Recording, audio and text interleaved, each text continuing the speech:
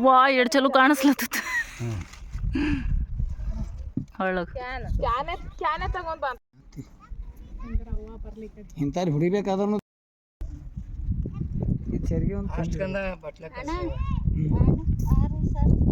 ಅಷ್ಟು ಗಂಧ ಕಿಲ್ಲಿ ಇದು ಒಂದು ಇದು ತಂದಿಲ್ಲ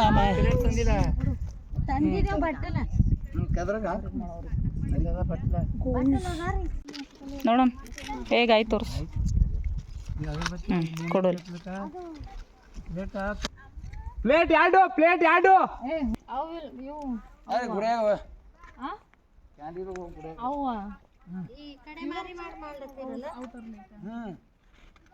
ಅದು ಬಾ ಸಣ್ಣ ಈಗ ಹಿಡಿ ಆ ಕಡೆಯಿಂದ ಮ್ಯಾಲೆ ಇಟ್ಟು ಅದೇ ಇನ್ನೊಂದು ತೊಂದ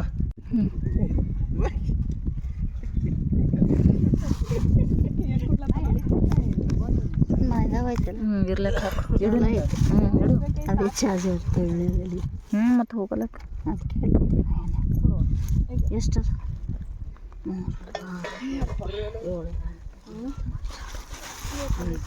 ಆರ್ಯವ ನೋಡು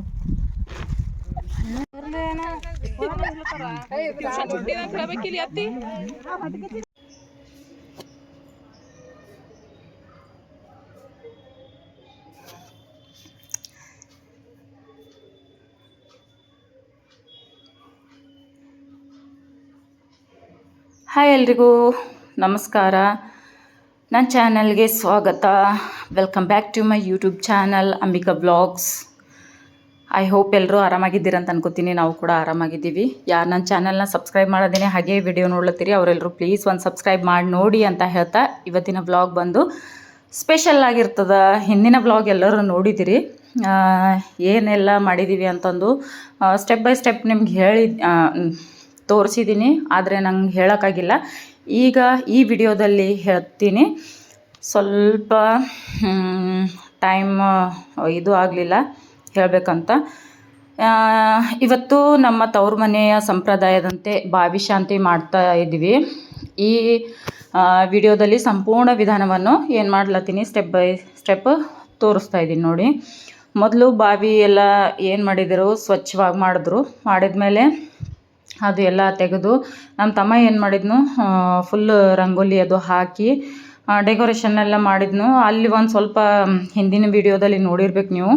ಅಲ್ಲಿ ನಾನು ಒಂದು ರೂಮ್ ಇದೆ, ಅಲ್ಲಿ ಒಂದು ಸ್ವಲ್ಪ ನಾನು ಸ್ವಚ್ಛ ಮಾಡಿ ರಂಗೋಲಿ ಹಾಕಿದ್ದೀನಿ. ನೀವು ಹಿಂದಿನ ವಿಡಿಯೋದಲ್ಲಿ ನೋಡಿದರೆ ಗೊತ್ತಾಗ್ತದೆ ಏನಂತಂದು. ಈ ವಿಡಿಯೋದಲ್ಲಿ ಏನು ಮಾಡಬೇಕು, ಇದಾದಮೇಲೆ ಎಲ್ಲ ಡೆಕೋರೇಷನ್ ಸಲುವಾಗಿ ಏನೆಲ್ಲ ಬೇಕು, ಆಮೇಲೆ ಪೂಜೆಯ ಸಲುವಾಗಿ ಏನು ಬೇಕು ಅಂತಂದು ಪೂರ್ತಿ ಇದ್ರೊಳಗೆ ಹೇಳ್ತೀನಂತ. ಬಾವಿ ಸುತ್ತ ಏನು ರಂಗೋಲಿ ಏನು ನಮ್ಮ ತಮ್ಮ ಹಾಕಿದ್ನಲ್ಲ ಅದು ಹಿಂದಿನ ವಿಡಿಯೋದಾಗದ, ಅದು ನೋಡ್ಬೋದು. ಆಮೇಲೆ ಹಳದಿ ಕುಂಕುಮ ಎಲ್ಲ ಬೇಕೇ ಬೇಕು ಈ ಪೂಜೆ ಮಾಡೋ ಸಲುವಾಗಿ. ಇದಾದಮೇಲೆ ಹೂವುಗಳು ಬೇಕು, ಅಲಂಕರಿಸೋ ಸಲುವಾಗಿ ಮಲ್ಲಿಗೆ ಹೂವು ಆಗಿರ್ಬೋದು, ಯಾವುದನ್ನೇ ಹೂವು ತೊಗೋಬೋದು, ಅದು ತೊಗೊಂಡು ಪೂಜೆ ಮಾಡ್ಬೋದು. ಇಲ್ಲಿ ಏನಪ್ಪ ಅಂತಂದ್ರೆ ನಮ್ಮ ಬಾಬು ಅವರು ಫಸ್ಟ್ ಬುದ್ಧ, ಬಸವ, ಅಂಬೇಡ್ಕರ್ ಅಂತ 3 ಜನರನ್ನು ಹೆಸರು ಹೇಳ್ತಾ ಇದ್ದೀನಿ. ಅಲ್ಲಿ ಇಟ್ಟು ಪೂಜೆ ಮಾಡೋದು ಫಸ್ಟಿಗೆ ಏನಂತಂದ್ರೆ ಬುದ್ಧ, ಅಂಬೇಡ್ಕರ್ ಅವ್ರದ್ದು ಪೂಜೆ ಮಾಡ್ಯಾರ. ಫೋಟೋಗಳನ್ನು ಇಟ್ಟು ಭಾವಚಿತ್ರಗಳನ್ನಿಟ್ಟು ಪೂಜೆ ಮಾಡ್ಯಾರ. ಅವರು ಜಾಸ್ತಿ ಅವರಿಗೆ ಇದು ಮಾಡೋದು. ಹಾಗಾಗಿ ಅವರನ್ನೇ ಫಸ್ಟ್ ಆ ಕಡೆ ಒಂದು ಸೈಡ ಅವ್ರದ್ದು ಪೂಜೆಗಳನ್ನು ಮಾಡ್ತಾಯಿದ್ರು. ಇನ್ನೊಂದು ಸೈಡ ಇವರು ನಮ್ಮ ಅತ್ತೆ ಏನು ಮಾಡ್ಲತ್ತಿರು ಮತ್ತೊಂದು ಪೂಜೆ ಅಂದರೆ ಹಿಂದಕ್ಕಿಂದ ಏನು ಮಾಡ್ಕೊತ ಬಂದಾರಲ್ಲ ಆ ಪೂಜೆಯನ್ನು ಮಾಡ್ತಾಯಿದ್ರು.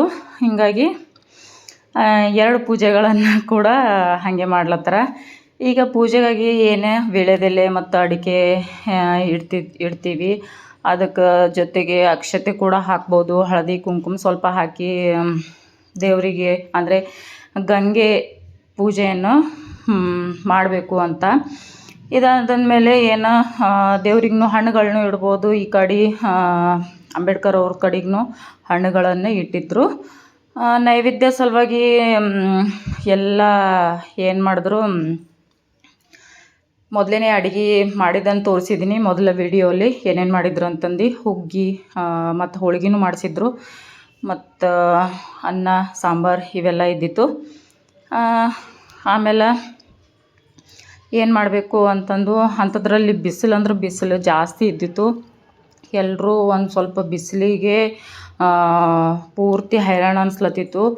ಹಾಗೆ ಮಾಡೋದಿತ್ತಲ್ಲ ಪೂಜೆ, ಮತ್ತು ಅಲ್ಲಿ ಬೇರೆ ಇದು ನೆರಳು ಇರಲಿಲ್ಲ. ಆ ಸೈಡೆಲ್ಲ ಇದು ಹಾಕಿದ್ರು, ಎಲ್ಲ ಜನರಿಗೆ ಊಟ ಮತ್ತು ಕೂರೋ ಸಲುವಾಗಿ ಎಲ್ಲ ವ್ಯವಸ್ಥೆ ಇದ್ದಿತ್ತು. ಆದರೆ ಇಲ್ಲಿರಲಿಲ್ಲ. ಬರೀ ಈ ಊರಿಗೆ ಅಲ್ಲಿ ಪೂಜೆ ಮುಗಿಸ್ಕೊಂಡು ಡೈರೆಕ್ಟ್ ಆ ಕಡೆ ಹೋಗಿ ಊಟ ಮಾಡೋದಿದ್ದಿತ್ತಲ್ಲ, ಸ್ವಲ್ಪ 1-2 ಸೆಕೆಂಡಿನ ದಾರಿ ಅಷ್ಟೇ. ಅಲ್ಲಿ ಏನು ಮಾಡ್ಬೇಕಂತಂದ್ರೆ ಮುತ್ತೈದೆಯರು 5 ಜನಕ್ಕೆ ಊಟ ಮಾಡಿಸ್ಬೇಕಾಗಿತ್ತು.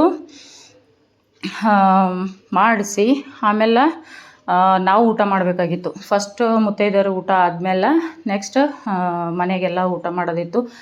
ಹುಡುಗರೆಲ್ಲ ಇಷ್ಟು ಹಸಿವಾಗಿವು ಅಂತಂದು ಇದು ಮಾಡ್ಲತ್ತಿರು, ಊಟ ಮಾಡೋದದ ಅಂತಂದು. ಆಮೇಲೆ ಇವರಿಗೆ ಎಲ್ಲ ಒಂದು ಸೈಡ್ ಊಟ ಕೊಟ್ಟು ಆ ಕಡೆಗೆಲ್ಲ ನಮ್ಮ ತಂಗಿಯದು ಹೋಗಿ ಇವರಿಗೆ, ನನ್ನ ಮಕ್ಕಳಿಗೆ, ನಮ್ಮ ತಂಗಿ ಮಕ್ಕಳಿಗೆ, ಇನ್ನೂ ಎಲ್ಲ ಹುಡುಗರಿದ್ದರು ಸಣ್ಣವರು, ಅವರಿಗೆಲ್ಲ ಊಟ ಕೊಟ್ಟರು. ಈ ಕಡೆ ನಮ್ಮ ಇದನ್ನ ಮಕ್ಕಳು ಬಂದಿರು ನನ್ನ ಜೊತೆಗೆ. ಹಾಗಾಗಿ ಎಲ್ಲರೂ ಕೂಡಿ ಊಟ ಮಾಡ್ಲತ್ತಿರು ಅವರಲ್ಲಿ. ಆಮೇಲೆ ಏನು ಮಾಡ್ಲತ್ತಿದ ಅಂತಂದ್ರೆ ಇಲ್ಲೇ ಇವ್ರ ಜೊತೆಗೆ ಕುಂತಿದ್ದ. ಎಲ್ಲ ಏನೇನು ಮಾಡ್ಲತ್ತೀರ ಅಂತಂದು ವಿಡಿಯೋ ಬೇರೆ ಮಾಡ್ಕೋದಿತ್ತು. ಹಾಗಾಗಿ ನೋಡಿ, ಹಿಂದಿನ ವಿಡಿಯೋದಲ್ಲಿ ನಾ ಹೇಳಿರಲಿಲ್ಲ ಏನು ಯಾವ ಪೂಜೆ ಮಾಡಬೇಕು ಅಂತಂದು. ಈ ವಿಡಿಯೋದಲ್ಲಿ ಬಾವಿ ಶಾಂತಿ ಮಾಡೋದಿದ್ದಿತ್ತು, ಅದಕ್ಕೋಸ್ಕರ ಈಗ ಹೇಳ್ತಾ ಇದ್ದೀನಿ ಬಾವಿ ಪೂಜೆ ಮಾಡೋದದ ಅಂತಂದು. ಆಮೇಲೆ ಎಲ್ಲ ಆದಮೇಲೆ ಎಲ್ಲ ಇವರೆಲ್ಲ ಊಟ ಆದಮೇಲೆ ಆಮೇಲೆ ಏನಪ್ಪ ಅಂತಂದ್ರೆ ಇವು ಮುತ್ತೈದೆಯರಿಗೆ ಸೀರೆ ಎಲ್ಲ ತಂದಿದ್ದರು ಮಮ್ಮಿಯದು, ಅದು ಮಾಡೋದಿದ್ದಿತ್ತು. ಅವ್ರಿಗೆ ಮುಗಿಸಿ ನೆಕ್ಸ್ಟ್ ಆ ಕಡೆ ಹೋಗಿ ಮತ್ತು ಆಮೇಲೆ ಇವರಿಗೆ, ನಮ್ಮ ಮಮ್ಮಿಗೆ, ಬಾಬಾಗ, ತಮ್ಮದೇರಿಗೆ ಅಷ್ಟು ಜನಕ್ಕೆ ಬಟ್ಟೆ ತಂದಿದ್ದರು. ಫಸ್ಟ್ ತವ್ರ ಮನೆ ಕಡೆಯಿಂದ, ಮಮ್ಮಿ ತವ್ರ ಮನೆ ಕಡೆಯಿಂದ ಮಾಡಿದ್ರು ಫಸ್ಟ್ ಅದು. ಆಮೇಲೆ ಉಳಿದವರೆಲ್ಲರೂ ಮಾಡಿದ್ರು. ನಮ್ಮ ತಮ್ಮರು 3 ಜನ, ನೆಕ್ಸ್ಟ್ ಮಮ್ಮಿ ಪಪ್ಪ ಅವ್ರದ್ದಾದ್ಮೇಲೆ ನೆಕ್ಸ್ಟ್ ಎಲ್ಲರದು ಒಬ್ರೊಬ್ಬರು ತಂದು ಮಾಡ್ತಿದ್ರು. ಅದು ಆದಮೇಲೆ ಪೂರ್ತಿ ಊಟ ಸ್ಟಾರ್ಟ್ ಮಾಡಿದೆವು ನಾವು. ಹಂಗೆ ಯಾಕೆಲ್ಲ ಎದ್ರ ಸಲುವಾಗಿ ಇಟ್ಟೆಲ್ಲ ಮಾಡಬೇಕು ಅಂತಂದು ಹಿಂದಿನಿಂದೇ ಒಂದು ಸ್ವಲ್ಪ ಏನಂತಂದ್ರೆ ಸಂಪ್ರದಾಯಗಳವ, ಮಾಡಲೇಬೇಕು ಅಂತಂದು. ಹೊಸ ಬಾವಿ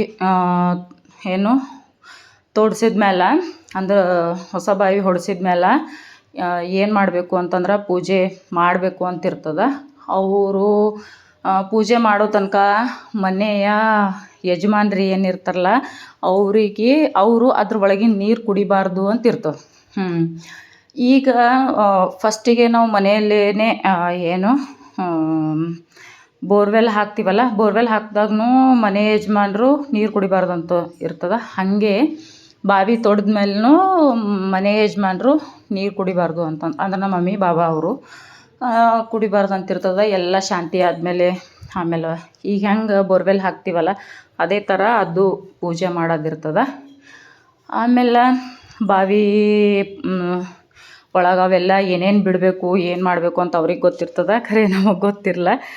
ಆಮೇಲೆ ಎಲ್ಲ ಆದಮೇಲೆ ನೋಡಿರಿ, ನಮ್ಮ ಬಾಬವರು ಬಾವಿ ಒಳಗೆ ಇಳಿದಿರು. ಇನ್ನೊಬ್ಬ ಅಣ್ಣ, ಮಮ್ಮಿ ತಮ್ಮ ಅವರು ಕೂಡ ಇಳಿದಿದ್ರು.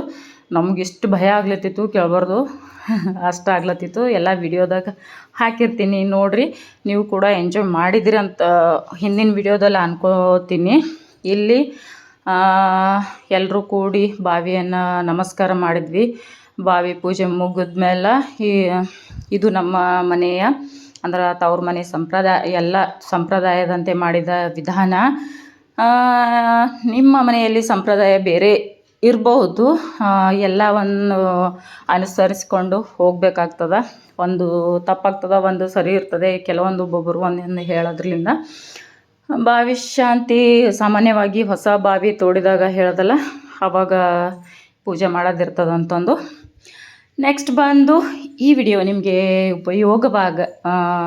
ವಾಗಿದ್ದರೆ ಏನು ಮಾಡಬೇಕು, ಲೈಕ್ ಮಾಡಿ, ಶೇರ್ ಮಾಡಿ, ಕಮೆಂಟ್ಸ್ ಮಾಡಿ, ನಿಮ್ಮ ಸ್ನೇಹಿತರ ಜೊತೆ ಶೇರ್ ಮಾಡಿ, ನಮ್ಮ ಚಾನೆಲ್ಗೆ ಸಬ್ಸ್ಕ್ರೈಬ್ ಮಾಡಿ. ಇನ್ನಷ್ಟು ಇಂತಹ ಸಂಪ್ರದಾಯದ ವಿಡಿಯೋಗಳಿಗಾಗಿ ನಮ್ಮ ಜೊತೆ ಇರ್ರಿ. ಧನ್ಯವಾದಗಳು. ಮತ್ತೆ ಸಿಗೋಣ ಮುಂದಿನ ವಿಡಿಯೋದಲ್ಲಿ. Thanks for watching.